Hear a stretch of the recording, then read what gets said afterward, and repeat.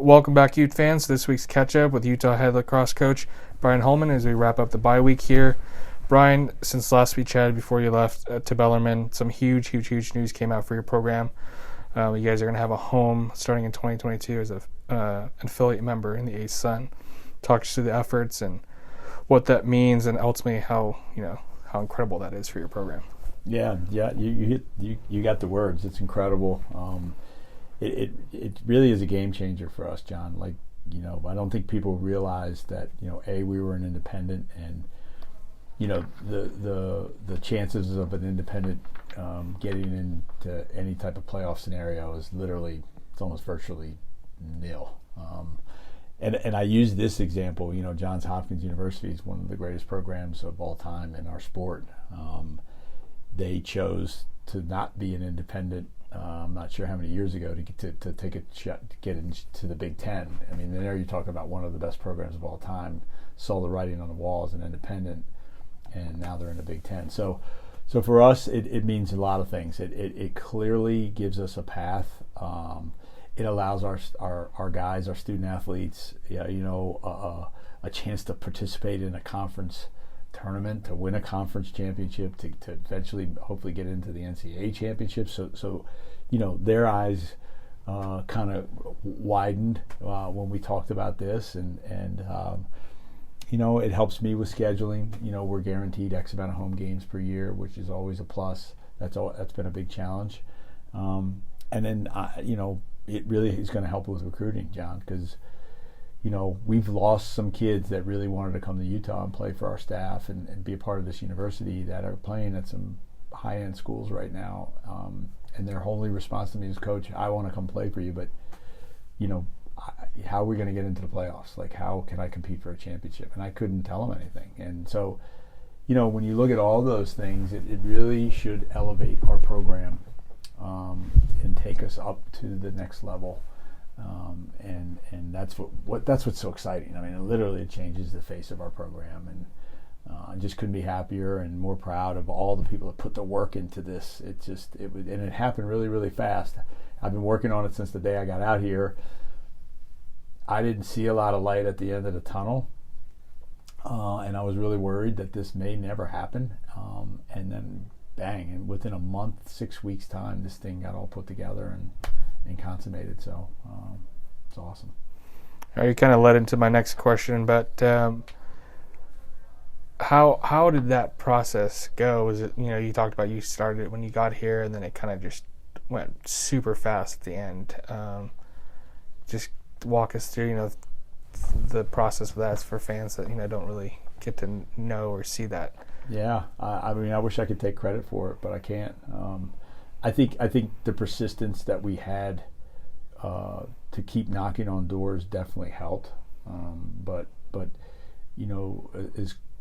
try to narrow it down for you as quick as possible.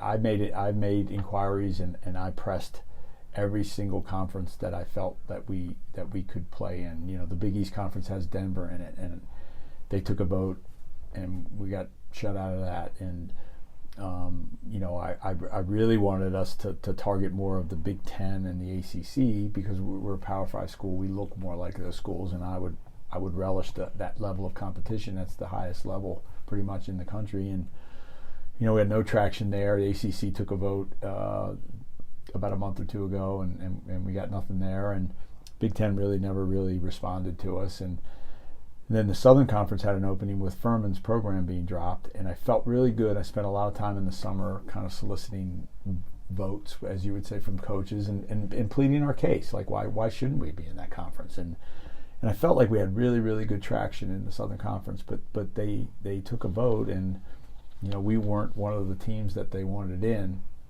And then ironically, what happened was, from what I've heard, and I'm pretty sure this is true, but I can't confirm it 1,000%. We were the only independent school that the coaches didn't take into the SoCon. So we would have been the only independent school left if the SoCon completed their vote.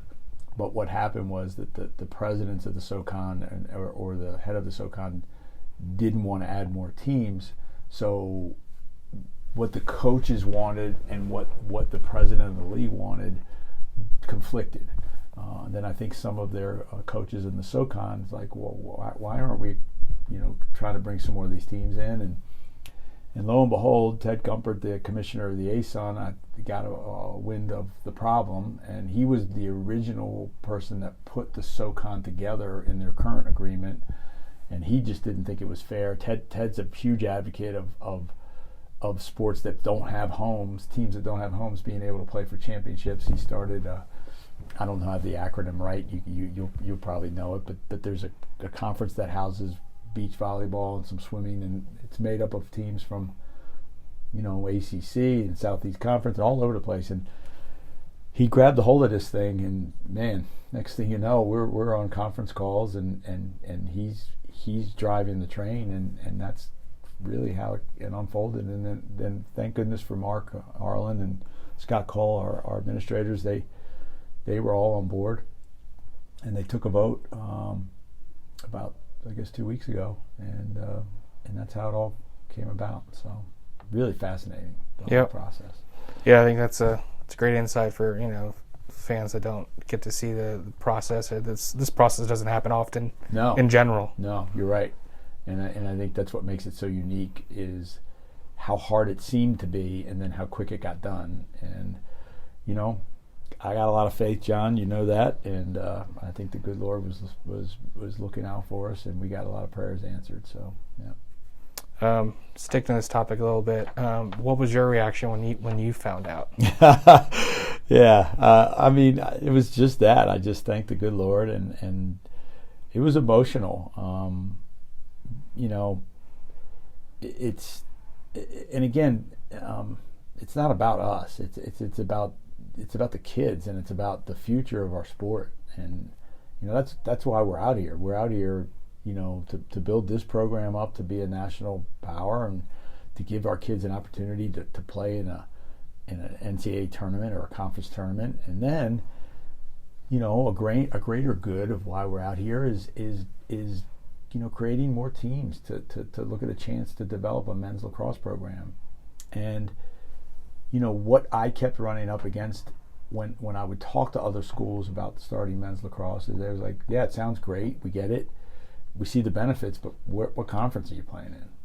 And that was always the stumbling block. Now, I can say we found a way to get this done, not just we, but a lot of people, and the doors cracked open a little wider for growth in our sport, and that makes me really, really happy.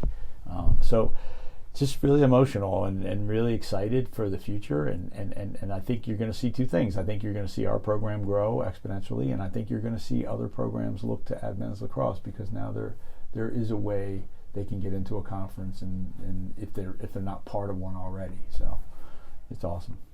You talked a little bit about growing the game. A couple of your all your assistants got to play in Salt Lake City for the Professional Lacrosse League here. Yeah. How did they react when you told them about this? The same thing, because man, I've let this be known, but those guys they're as invested in this program. We all came out here for the same reason, and we've all dug our heels in, and we committed when we first came out here to be here for 5 years, and at the end of 5 years we'll see, because as you know, like there were no promises that we'd even have this program, right? So, but the thing is that Mark and Will and Adam, they truly love our sport, and it comes right out of their heart, and so they were as emotional and as excited and happy as I was, because hard work pays off. I tell that to our team all the time, and you may not see the rewards right away, but if you keep digging, eventually that rock, you're going to splinter that thing. And I think this was a great message to our team too, that we didn't give up and we didn't lose hope.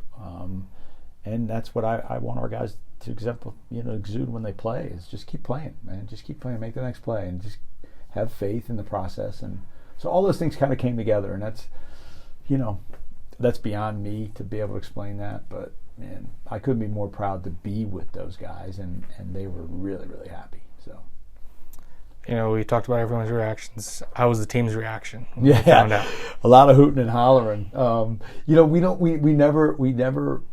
never talked about it that much, like with them. Like it wasn't a point of emphasis, like, oh, we got to get into a conference. We got to get, because I didn't want them thinking that way. Like, well, if we don't get into a conference, then what are we? And so I didn't know what to expect from them, because it wasn't something that we hardly ever talked about. It was, an objective, but it wasn't the focal point on us developing our program. So I was curious too, like whether they even cared or not. And what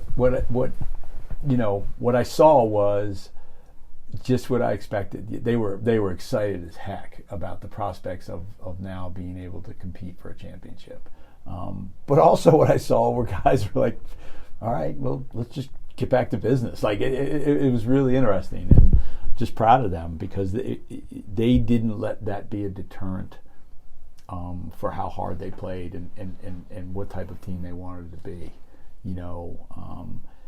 Like I said a couple of times, like, I felt bad for them at times. We lose a couple games early in the season and we're still flying 34,000 miles all over the country. And our guys were fighting tooth and nail every game. And I mentioned this to you. That's probably my most proudest moment as a lacrosse coach is that.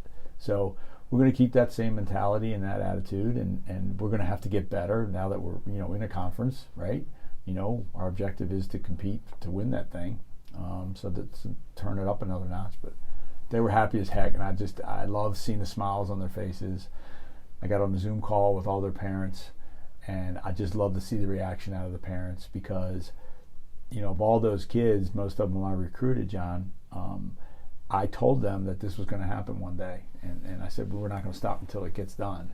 And to be able to say that we got it done and see their reactions on the Zoom, that was a blessing as well. So that was cool. Brian, something you said, that kind of struck me was some of those guys were super excited, and some of those guys were kind of like, okay, cool, let's continue what we're doing and get back to business. Like I thought that was something really cool, or something awesome to see. Yeah, I did too, because I think it just shows, and it just showed me they're in it for the right reasons, right? They're in it because they love their team, and they're in it because they want to compete, and they're in it because they want to get better. And if we can hold on to that, and then add the added benefit of playing games in a conference, I think we got something powerful there, because that's what I saw out of a lot of our older guys. It was like, yep, this is awesome. And I'm not talking about guys that are going to graduate. So guys that are going to be here next year, they're going to be able to compete in this thing. But I think for the most part, our guys are competing for the right reasons, and that's the level of competition, like I said, and they love their teammates. They love being around each other. So, yeah, same. Glad you picked up on that. All right, shifting directions now. You're in a bye week, and what have you seen from your team so far during this time to regroup and kind of shore up some things? Yeah, I think they've done a good job. It was purposely planned. We've had requests to play a game this week. I just thought it would be great after 1 month and 2 games to just not stop, but just take a step back, and then we can reassess our personnel. We can reassess our schemes, what's working, what's not working, if we tweak a few things. Give them a break. All right, we just traveled to Denver and back, and Louisville and back, and we still get COVID testing 3 times a week, and so a lot of those things, little added increments of I don't want to say stress, but just added, right? So what I've seen is if they've enjoyed it, we've mixed practices up. We've done a lot of different things. We work more on our skill stuff and just trying to tweak some things here and there. And yesterday we had the captains pick up teams, and we just literally had pickup scrimmage. And you were out there for part of that, and it was fantastic. It was a lot of energy. It was exciting. Right. So I'm hoping that it energizes them, because then we got another stretch where we've got Loyola. We're going to fly to Air Force and back. We're going to fly to Baltimore and back, and then we got 2 home games, which that I think will be another kind of reset for us, right? So, but I think they've handled it great, handled it better than me. So as I told you, I'm kind of a little anxious when there's no game. So they've been awesome, and I'm gonna enjoy the day too. So. In kind of previous weeks when we talked, we talked about how your team plays when they're going up against a team like Denver, who's ranked number 5, and how they react, and kind of as their first game, serving as a litmus test, whatnot. And then you go on and you go to Bellarmine. You go up early. They tie it back up, and then your team reacts. How to react when they give up the lead or let the game get tied, and then they go up big, and then finally putting the finishing touches on a game. What's the next progression for your team? Yeah, I think it's just keep building on those things, right? Keep building on lacrosse is a game of ebbs and flows. So I don't want to say how to build a lead and continue to build it, because I'm not so much worried about that. It's just, can we continue to play hard and work through those runs, right? And I think it was 7-5 maybe in the game, and they called timeout. We just got a huge goal because we went 2 men down there. We had, and I told our guys after the game, I liked the physicality that caused those penalties. I don't think they were cheap penalties. I think they were tough lacrosse plays. I mean, in today's world, they were penalties, but 10 years, 15 years ago, they weren't. And I want our team to play hard like that. And it caused us to we were 2 men down. They scored 2 goals in that situation. And then we came down and we had a great possession, and we went up, I think, 7-5. They called timeout. And at that timeout, we brought everybody in. Usually we go 2 huddles, and I just brought everybody in. And I said, this is a really cool period for us right now. Like, we fought through that storm. We just had a great possession, scored a big goal. We got them on the ropes. What are we going to do right now? Well, what are we going to do? And how are we going to handle this part? And I think, they scored 1 goal from that point, and I think we scored 5. So I think it was a 5-to-1 run from that. And I was really proud at that point. To me, that was a stepping stone for us to just keep grinding. So looking forward to that, it's just continuing to build on those things. How do we execute our offense just a little bit sharper? Now, I think we had 1 or 2 6-on-6 possession goals against Denver, and I think we had 6 or 7 6v6 possession goals against Bellarmine. Now, Bellarmine's not quite as good as Denver, but it doesn't matter, right? We progressed. Can we build on that? Can we continue to build on our defense? And we failed to clear a couple times against Bellarmine, just goofy plays. Ball pops out of one kid's stick, and we got to get better at that, right? So there's always things, and it's just a progression. And I don't think there's any one particular area. We just need to get it all around, continue to grow as a team. All right, last question for you. Yeah. What's the biggest surprise for you about your team so far?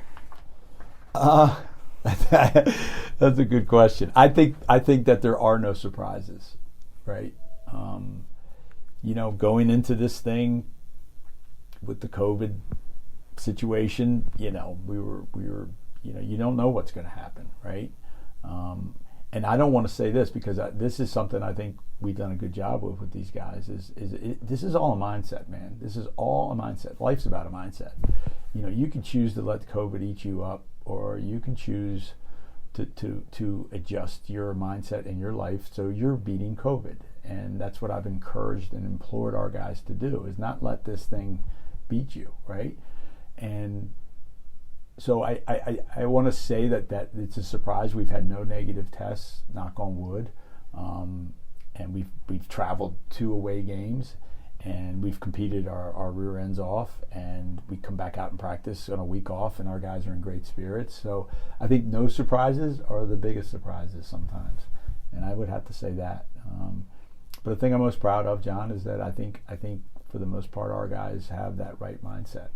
It doesn't mean that we're not going to get a guy sick or 2 or whatever. That's as you know, you can catch this and you can do all the right things, right? But I don't think that's going to derail us at all. And I'm really proud of that. And at this stage of the game, we're 1-1, but we're 2-0 because we got the chance to play both of these games, and compete our rear ends off and keep everybody healthy. So we're way in the plus column. So I'm really proud of our guys. Brian, thank you for your time as always. We'll catch up next week as you guys get ready for Air Force. Awesome, John. Thank you, buddy. Appreciate it.